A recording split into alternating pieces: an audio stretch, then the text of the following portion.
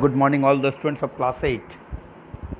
Today we are in our grammar class going to know the comparison of adverbs.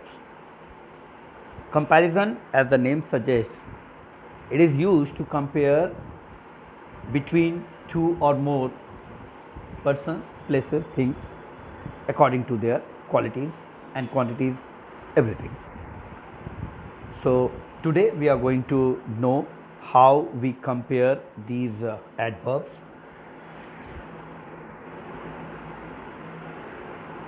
Formation of comparative and superlative.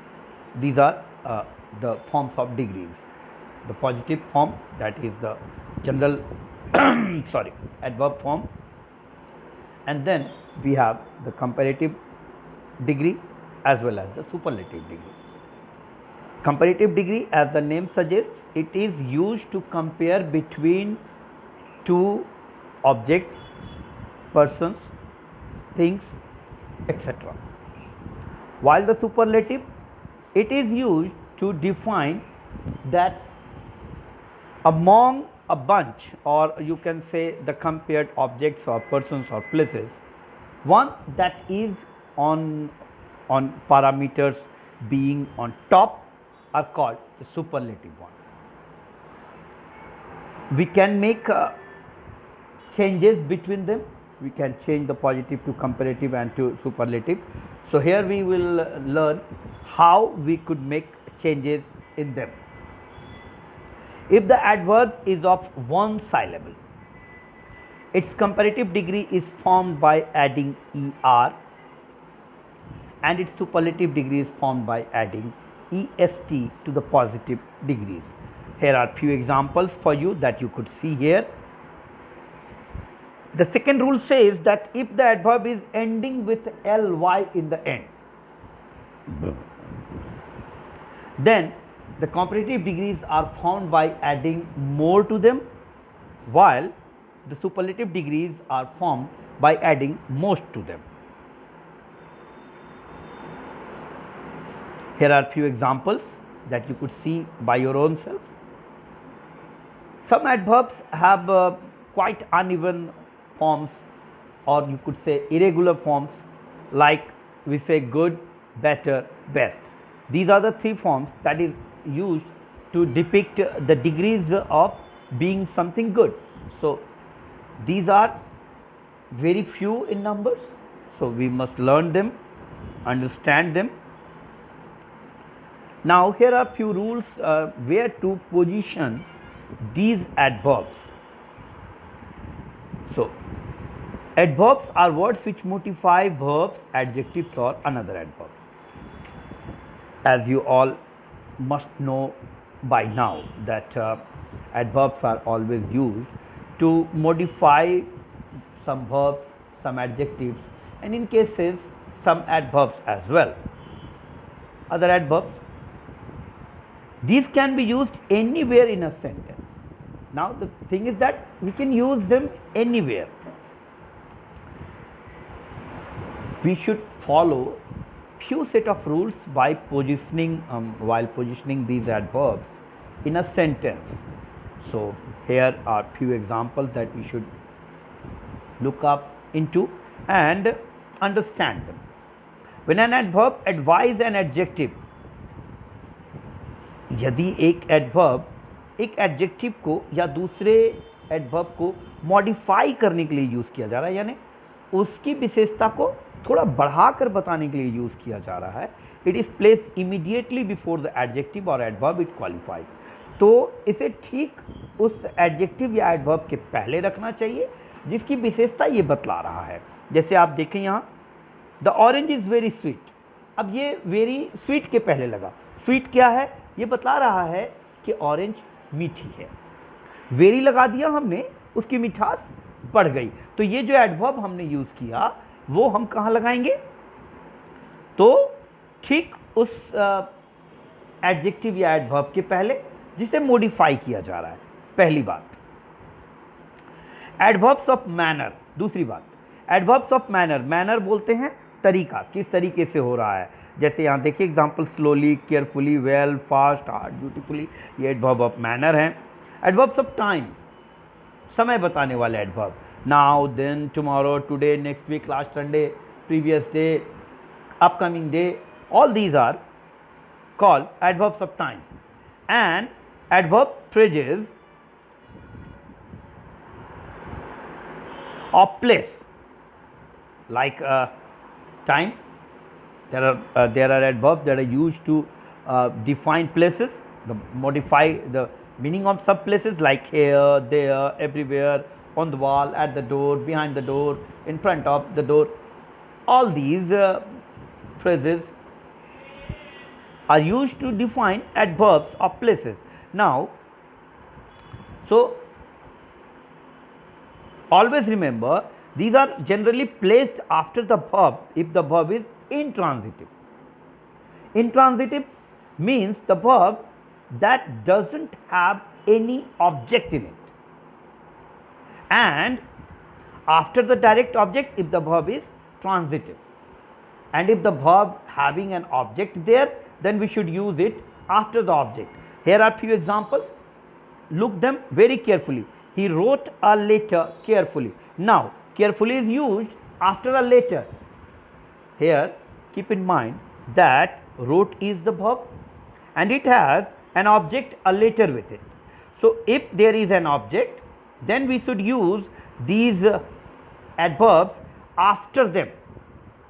But in the next sentence you could see, he comes every day. Here we don't have the object. So what happens? We are using it just after it. So we must keep in mind these rules. Now the third rule says adverbs of time can also be placed in the beginning of a sentence to put more emphasis. मैं आपको पहले भी बता चुका हूँ कि हम समय बताने वाले जो एडवर्ब होते हैं इनका इस्तेमाल सेंटेंस की शुरुआत में या आखिर में कर सकते हैं, कहीं भी हम इसके लिए स्वतंत्र हैं।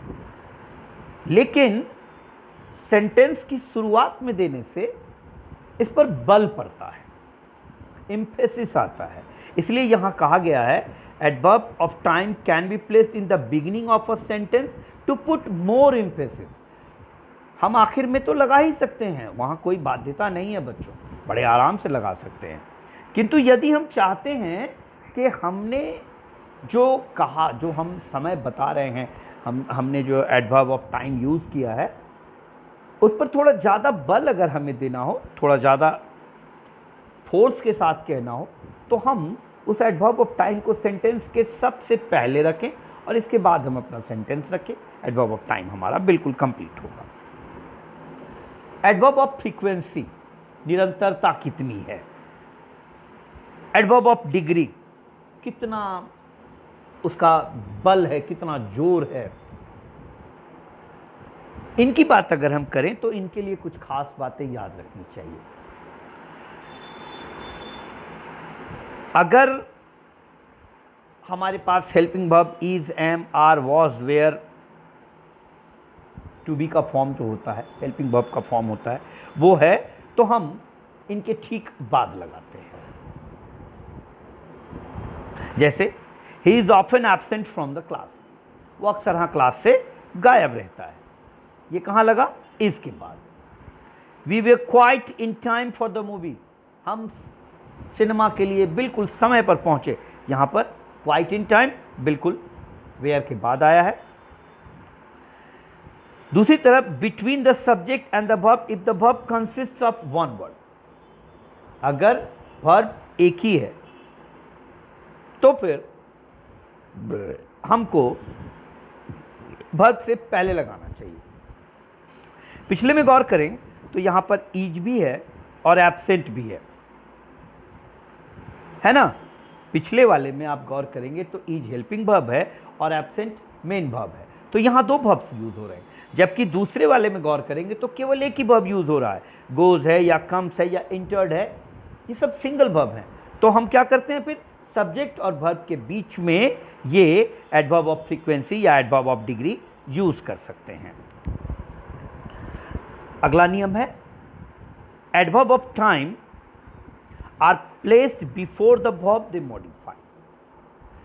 एडवर्ब ऑफ टाइम यानी समय को बताने वाला जो एडवर्ब है उसको इस्तेमाल करने के लिए वर्ब के पहले लगाना चाहिए, जिसको कि वो मॉडिफाई कर रहा है, जिस वर्ब के बारे में वो बता रहा है उसके ठीक पहले लगाना चाहिए।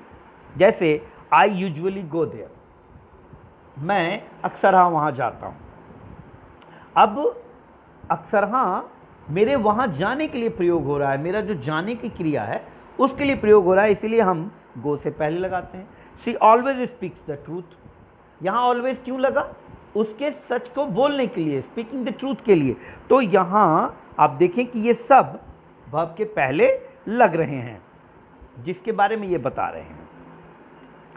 अगला नियम है when enough is used as an adverb. Enough काफी, प्रचुर मात्रा में, भरपूर के लिए प्रयोग किया जाता है। Is used as an adverb, it is placed after the word which it modifies. यानी अगर उसका इस्तेमाल एक एडवर्ब के रूप में, क्रिया विशेषण के रूप में हो रहा है, तो उस वर्ड के ठीक बाद लगता है जिसके बारे में ये बता रहा है, जिसकी विशेषता को ये मॉडिफाई कर रहा है। When it is used as an adjective, अगर इसका इस्तेमाल एक एडजेक्टिव, एक विशेषण के रूप में किया जा रहा है, it can be placed before और after the noun it qualifies. तो ये जिस नाउन के बारे में बता रहा है उसके पहले या बाद में कहीं लगा सकते हैं। जैसे देखिए यहाँ पर कुछ एग्जाम्पल्स आपके लिए हैं। My uncle is rich enough to buy a car, adverb वाला हो गया। कितने अमीर हैं कि कार खरीद सकते हैं, तो आप यहां देखिए रिच के बाद लगाया। There is enough food for everybody, यहां एनफ फूड के पहले लगा। क्यों? क्योंकि फूड एक नाउन है और वो इसकी खूबी बता रहा है, जबकि यहां बाय एक वर्ब है, उसके पहले ये लग रहा था इसलिए यहां पर लगा।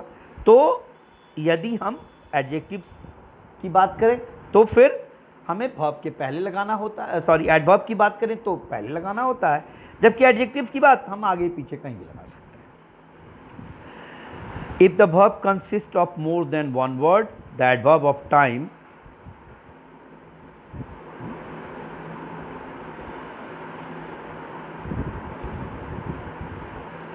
if the verb consists of more than one word, the adverb of time are placed after the first word. अब अगर वर्ब एक से ज़्यादा वर्ड वाला हो तो हमें पहले वर्ब के बाद लगाना चाहिए। अब पहला वर्ब क्या होगा? ज़्यादातर वाक्यों में हेल्पिंग वर्ब होते हैं, इसलिए ये ध्यान रखें कि हेल्पिंग वर्ब के बाद लगा देंगे, बन जाएगा। ओनली, ये भी एक एडवर्ब है। Is placed next to the word it modifies, इसका इस्तेमाल वहीं होता है जिस वर्ड को ये मॉडिफाई कर रहा हो, ठीक उसके बाद। It is put before verbs, adjectives and adverbs, and it is put before और आफ्टर नाउन्स और प्रोनाउन। गौर करने वाली बात यह है कि ओनली का इस्तेमाल वर्ब, एडजेक्टिव या एडवर्ब में पहले किया जाता है, जबकि नाउन और प्रोनाउन में पहले या बाद में कहीं कर सकते हैं। I only asked for a glass of water, यहाँ पर किसके पहले लगा? बिफोर वर्ब के पहले। वर्ब मेरा क्या था? आस्क्ड, उसके पहले कहाँ लगा? ओनली लगा। यहाँ देखें, यहाँ एडजेक्टिव वन के बाद लग रहा है, सॉरी बिफोर वन। तो ये एग्जाम्पल्स हमारी इस बात को सत्यापित करते हैं। आखिरी जो नियम है वो ये है, when there are two or more adverbs after a verb, the normal order is manner, place and time. अगर adverbs दो या दो से अधिक हैं, उन्हें रखने का एक सेट कायदा है। उसमें पहले मैनर बताने वाले एडवर्ब रखे जाते हैं, फिर स्थान बताने वाले एडवर्ब रखे जाते हैं, और आखिर में समय बताने वाला। Mohita acted well on the stage this evening. Acted well manner हो गया, ऑन द स्टेज प्लेस हो गया, दिस इवनिंग टाइम हो गया। गौर करें तो रखा कैसे गया? पहले मैनर, फिर प्लेस, फिर टाइम। ये सारे नियम याद भी रखने हैं। साथ साथ आपके लिए यहाँ कुछ एक्सरसाइजेज दिए गए हैं, इन्हें पूरा भी करना है, जिसमें पहले एक्सरसाइज में फिल इन द ब्लैंक्स भरना है। इसमें दो दो ऑप्शंस हैं, आपको सही ऑप्शन चुनकर इन खाली जगहों में भरने हैं। सेकेंड क्वेश्चन में आप देखेंगे fill in the blanks in the following sentences using the correct word form. यहां भी वही बात है, सही फॉर्म चुनकर भरना है। यहां पर कहां लगेंगे, ये जो ब्रैकेट में दिए गए हैं एक्सरसाइज 3 में, कहां इन एडवर्ब्स का यूज होगा, अभी जो नियम हमने पढ़े हैं उनको आधार बनाते हुए ये एक्सरसाइज भी आपको पूरा करना है। यहां आकर आपके लिए आज का वर्क खत्म होता है। नेक्स्ट अगले क्लास में। Thank you.